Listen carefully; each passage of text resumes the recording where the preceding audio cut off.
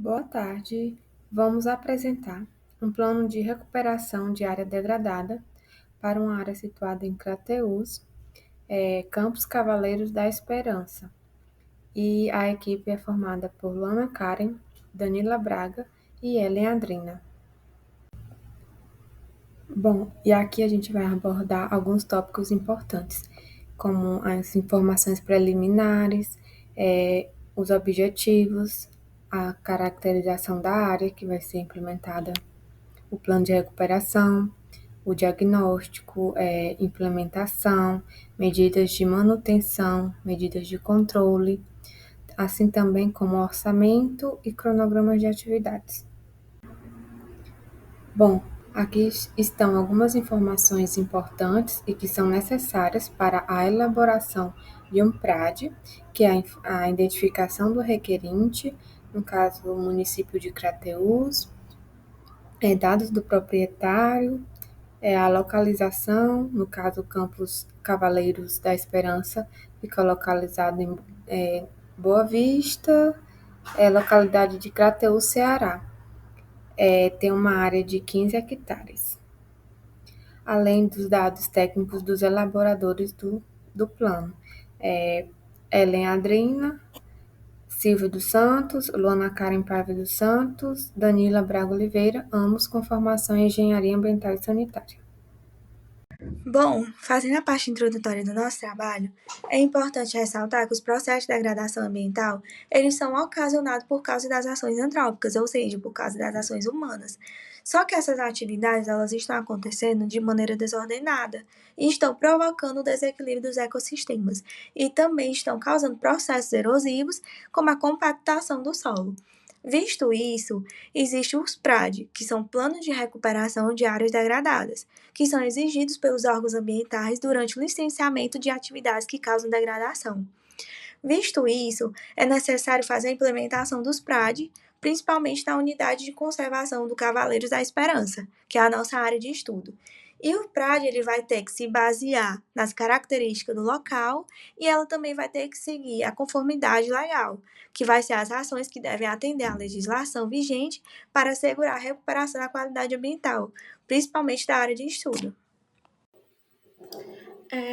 Complementando o que foi falado anteriormente, o plano de recuperação de áreas degradadas, ele tem como objetivo promover a recuperação da área situada no estado do Ceará, no município de Crateús, situada entre o bairro Ponte Preta e o manancial do Rio Poti, denominado popularmente de Poço da Roça. O objetivo principal é reabilitar a área degradada, permitindo que a mesma seja utilizada novamente através de transformação da área em um espaço de lazer voltado para a utilização das comunidades próximas. Bom, aí ainda tem os objetivos específicos, né? Que são a educação e a conscientização ambiental, que é implementar programas de educação ambiental e conscientização para envolver a comunidade local e promover a valorização e preservação da área recuperada. Também vai ter a retirada dos fatores de degradação, que é a remoção dos resíduos sólidos, os entulhos, os poluentes químicos ou qualquer outra fonte de contaminação. Também tem o preparo e a correção do solo, que após a remoção dos fatores de degradação, é necessário preparar o solo para receber as novas plantações ou vegetações. E isso pode envolver a limpeza do solo, a remoção de ervas daninhas e o nivelamento. Também vai ter o controle da erosão nos taludes, o controle de espécies exóticas e o monitoramento e avaliação, que é uma avaliação contínua para acompanhar o progresso da recuperação da área. E junto a isso, é importante falar sobre a caracterização da área a ser recuperada. E falando sobre a caracterização do município de Crateús, é importante falar que a nossa área de conservação ela se encontra entre o bairro Ponte Preta e o Rio Poti. Só que tem um detalhe, a nossa área de conservação ela tem um contexto histórico, porque era conhecida como Cemitério dos Revoltosos. Por quê? Porque lá se encontram túmulos do membro da coluna Prestes. Só que essa área ela sofre grandes interferências humanas, ou seja, vai passar por muitos desafios ambientais, porque lá tem grandes grandes atividades como a pecuária, o desmatamento descontrolado e a extração da argila para tijolos e telhas. E com isso tem ocasionado a vulnerabilidade à erosão.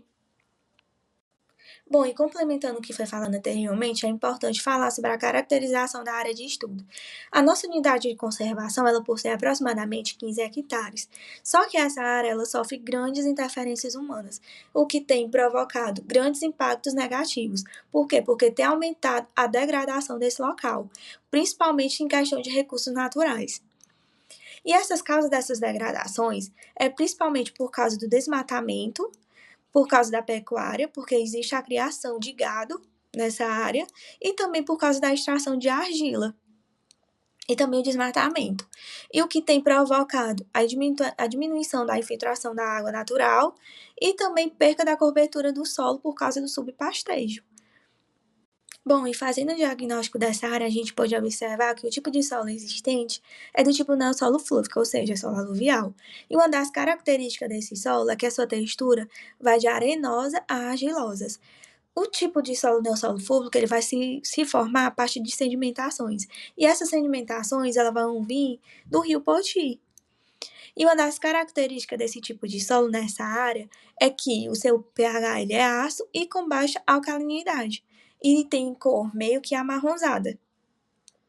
E a sua profundidade, ela vai de profunda a muito profunda, o tipo de solo. E quando se trata do relevo, a sua topografia ela vai se dar por uma superfície plana com características geomorfológicas específicas. E também possui um relevo ondulado, por quê? Porque vai se concentrar na margem dos rios, e essa parte ondulada vai se dar também já pelo processo de extração de argila, ou seja, vai começar o processo de erosão. Ainda falando sobre o diagnóstico da área, quando se fala da cobertura vegetal dessa unidade de conservação, a gente pode dizer que as condições hídricas desse local ela é muito boa devido à sua planície fluvial e também por causa do solo, porque ele é fértil, e também pela sua fisionomia, e também vale ressaltar sobre a diversidade, que foram identificadas 23 espécies com 3 predominantes. Nativas daquela área são a jurema preta e a mofumbo, e exóticas existe uma, que é a algaroba. E quando se fala do contexto histórico e do uso do solo, é importante falar que, como eu falei anteriormente, essa área era conhecida como cemitério dos revoltosos. Então, também é importante falar que essa área também possui acesso. E com isso, essa área também é impactada pelo desmatamento, devido à exploração também de lenha, e também por causa da poluição da água, que essa área é muito frequentada pelo pessoal da comunidade da região. E dando continuidade ao diagnóstico da área, quando se trata da parte de recursos hídricos, é importante ressaltar que a nossa unidade de conservação ela está situada na margem do rio Poti. E também, quando se trata da parte de serviços ecossistêmicos, tem grande benefício para a comunidade local, principalmente em questão de alimentação, armazenamento de água, utilização de matérias-primas, principalmente madeira, ele tem um grande desmatamento, e também para a regularização do clima. Bom, complementando um pouco sobre o que foi dito anteriormente, eu vou falar um pouco sobre a implementação, medidas de recuperação da área de estudo. Bom, para isso, vou começar com o isolamento da área, que é garantir a segurança, a manutenção e a implementação de planos de recuperação de áreas degradadas. Então, é necessário isolar a área e evitar a entrada de outras pessoas, carros ou qualquer tipo de intervenção que pode causar maior degradação. Então, para conseguir esse isolamento, será instalada uma cerca na entrada. Essa cerca ela deve ser bem forte, bem protegida e ter sinalização adequada, indicando a proibição da entrada. Essas medidas de isolamento e proteção são projetadas para manter a integridade do sistema. As áreas que estão se recuperando e contribuindo para a segurança de todos os envolvidos, minimizando os riscos de acidente e ajudando a proteger a integridade do entorno. Essas medidas elas devem ser implementadas desde o início da obra e mantidas até a conclusão. Trabalhar para garantir a proteção e o bem-estar de todos os envolvidos. Como mostra a figura ao lado, aí é um exemplo de um isolamento da área com estacas. Vou falar um pouco também sobre a contenção da erosão, que é a prevenção, né, da erosão. Então é fundamental para proteger o solo e proteger tanto os ecossistemas naturais quanto os artificiais das consequências da degradação resultante da água do vento e outras forças da natureza. A erosão ela pode ocasionar diminuição da fertilidade do solo, a destruição de habitats, o acúmulo de sedimentos de corpo d'água e prejudicar também a infraestrutura. Algumas medidas elas devem ser implementadas, como o terraceamento, o plantio direto, o plantio de vegetação, mudas e o plantas leguminosas. Também, para que aconteça isso, é preciso ter um preparo e a recuperação do solo. Então, após a análise adequada do solo, deve buscar a melhor solução corretiva. Mesmo a área onde as plantas serão cultivadas deve ser destacadas, pois o solo ele precisa ser fértil. É também tomar medidas como cobertura do material da matéria orgânica inanimada proveniente e derrubadas de plantas invasoras da área. Também outro passo básico para a preparação do terreno envolve principalmente a fertilização e a aplicação do calcário, que deve ser realizada com 90 dias de antecedência do plantio. Dependendo ali das condições do solo, pode ser até necessário aplicar técnicas mais avançadas.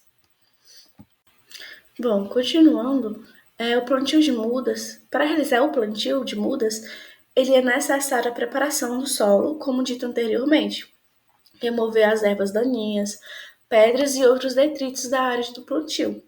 As mudas que irão ser plantadas são espécies nativas da caatinga, pioneiras e secundárias.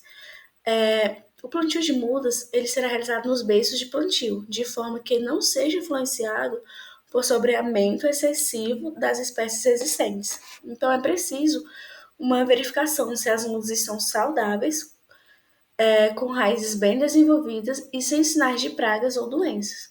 Então, após o plantio, é necessário regar bem o plantio para assegurar o solo e ajudar na adaptação da muda. Então, é preciso que ela seja regada continuamente durante os primeiros meses. Um pouco agora sobre o berço do plantio, o berço de plantio. Para realizar o plantio de mudas e sementes, é necessário estudar bem os locais, que são escavações estratégicas para as mudas e plantas. O local escolhido ele deve receber 6 horas de luz solar por dia e é preciso ser uma área de boa drenagem para evitar o acúmulo de água. O berço ele geralmente tem de 1 a 1,2 metros de largura e de 20 a 30 centímetros de altura. O comprimento ele pode variar dependendo da necessidade e a estrutura do berço. Então, ele deve conter ali um leve levantamento nas bordas, criando um monte central para que ajude na drenagem. O controle de espécies exóticas. Então, a restauração de áreas degradadas, ela enfrenta um desafio do controle de espécies exóticas, que são frequentemente difíceis de manejar. Tem uma alta taxa de reprodução e de adaptação e alta taxa de reprodução e se adaptam facilmente ao clima da caatinga. Muitas dessas espécies elas são introduzidas por residentes locais, como a algaroba. Então, para lidar com esses problemas, é recomendado o controle mecânico dessas plantas, reduzindo a sua quantidade. E o material orgânico obtido nesse processo deve ser utilizado para a produção de compostos orgânicos, que será armazenado em locais apropriados, enquanto o plantio de espécies nativas é incentivado para a restauração efetiva da área. Bom, a criação de poleiros artificiais. Esses poleiros são utilizados pelas aves para repousar ou forragear enquanto pousadas. As aves frugívoras ou onívoras, elas podem defecar ou expelir sementes em áreas próximas, incrementando a dispersão e o banco de sementes local. A identificação e o monitoramento das aves que utilizam os poleiros são fundamentais para a avaliação e eficiência dos poleiros, como a técnica de recuperação ambiental, sabe? Permitindo assim concluir sobre o papel a avifauna em local. Em particular de espécies, os pontos de pouso podem ser construídos de estacas encontradas no local ou de madeira processada, podendo até serem colocados atrativos para os pássaros, como alimentos, néctar e água. E a figura ao lado está representando um poleiro artificial, que é onde as aves vêm, pousam, e ali elas deixam os restos de sementes ou suas fezes para que continue, é, continue, continue incrementando, né? A, incrementando a dispersão e o banco de sementes. E, além disso, tem as medidas de manutenção, que elas são importantes para garantir a eficiência, a qualidade, a preservação e a conservação dessa área de estudo. E elas têm como objetivo o acompanhamento das medidas para assegurar um ambiente mais saudável. E com isso, algumas medidas que foram adotadas foram a vegetação ripara, adubação, irrigação e controle de pragas. A vegetação ela tem a função de conservar o solo e a qualidade da água, prevenindo a erosão, porque ela é importante para minimizar os impactos da criação de gado, já que nessa unidade de conservação existe essa atividade. E a adubação, que ela tem a função de conservar o solo e a qualidade da água, também prevenindo a erosão, e a irrigação, que ela vai ser necessária, principalmente em períodos de estiagem, que é para contribuir com o crescimento das mudas. E com isso, também tem o controle de pragas, que vai ser uma técnica mais sustentável e menos agressiva para proteger as plantas e também manter o equilíbrio do ecossistema, também evitando o uso de produtos químicos. E com isso vai ter as medidas de controle, de monitoramento e avaliação. Esses monitoramentos eles vão ser iniciados a partir da data de operação do PRAD, com relatórios para analisar condições da área degradada. E para que esses monitoramentos eles vão ter que avaliar as medidas que foram implementadas e o progresso dessa reabilitação. E vai ter relatórios para analisar a execução das atividades e o desempenho dessas ações. E a importância dessas avaliações é que permitem verificar o estado da recuperação da área, proporcionando acompanhamento técnico e a análise do impacto das medidas adotadas. Bom, para a elaboração do PRAD, é necessário um investimento financeiro que varia de acordo com as técnicas que vão ser adotadas na recuperação dessa área. E os valores, eles foram descritos nessa tabela. A gente pesquisou os itens que seriam necessários, fez uma pesquisa de mercado e estimou os valores, né? Que seriam necessários tanto para o primeiro ano, para o segundo ano, terceiro e assim por diante, e também para as manutenções. E o valor total está como mostrado na tabela. Faz também necessário um cronograma das atividades que vão ser feitas nesse processo de recuperação dessa área. E a gente organizou em uma tabela como seria, né, a realização dessas atividades.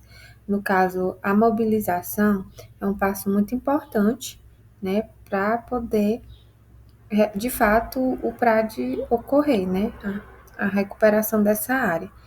A mobilização ficou no primeiro ano, no primeiro momento, porque é importante a participação das comunidades, das pessoas que moram próximo ao local. Assim também a gente organizou, por exemplo, o isolamento da área. A gente no primeiro ano seria no segundo semestre do primeiro ano, e à medida que o ano fosse passando, ia ter ano que teria necessidade, outros períodos não.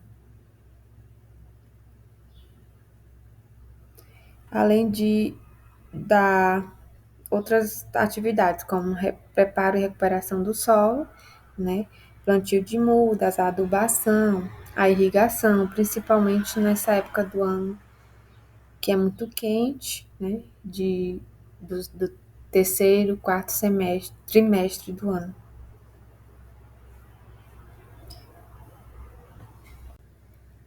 Bom, de acordo com o diagnóstico que foi feito na área, e levando em consideração os impactos que a área já vinha sofrendo devido à pecuária, à extração de argila, as atividades que vão ser desenvolvidas visam justamente contribuir para a recuperação dessa área já no primeiro ano de implementação do PRAD. E que também é importante que haja a manutenção, né, para poder de fato, o PRAD obter sucesso. Bom, e aqui estão algumas referências que foram utilizadas no nosso trabalho. E é isso, obrigada.